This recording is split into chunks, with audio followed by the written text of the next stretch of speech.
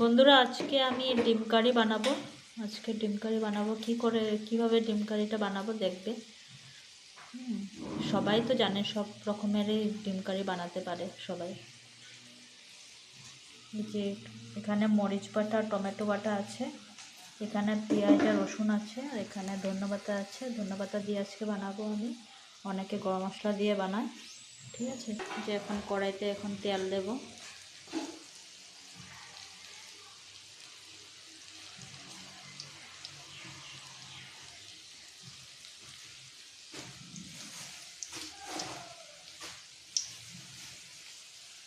পেঁয়াজ বাটা আর রসুন বাটা,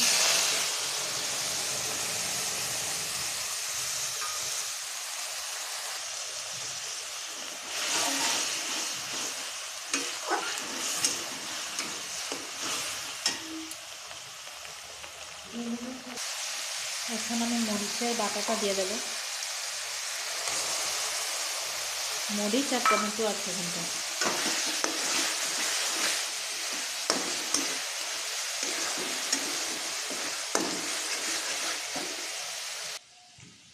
যে এখানে আমি হলদি, একটু মরিচের গুঁড়া আর অল্প জিরার গুঁড়া দিয়ে, লবণ দিয়ে, জল দিয়ে একটু গুলিয়ে রেখেছি। এই মশলাটা এখন আমি এটাতে দিয়ে দেবো।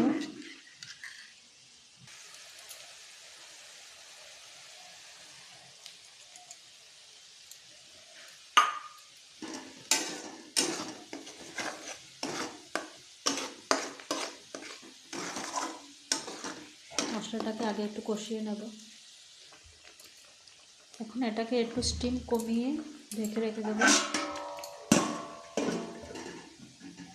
পরে দেখাবো আবার। এখন দেখবো বন্ধুরা কী হচ্ছে, খুলে দেখি একটু।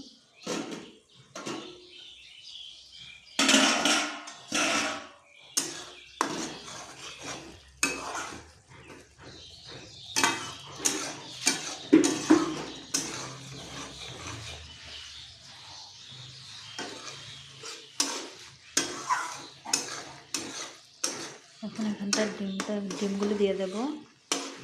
ডিমগুলি দিয়ে একটু জল দিয়ে রেখে দেবো অল্প সময়। তারপর ধনেপাতা দিয়ে নামিয়ে তারপর তোমাদেরকে দেখাবো, ঠিক আছে। সব কিছু যদি দেখাতে থাকি তাহলে আমার ভিডিওটা অনেক বড় হয়ে যাবে। এখন সবার লাস্টে দেখাবো।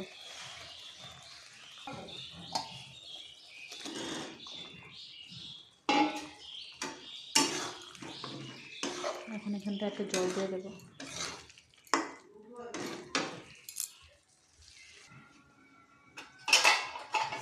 দেখি থালাটা খুলে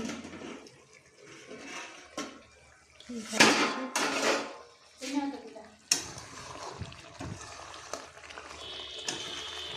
এখন ধনেপাতা দিয়ে নামিয়ে দেবো।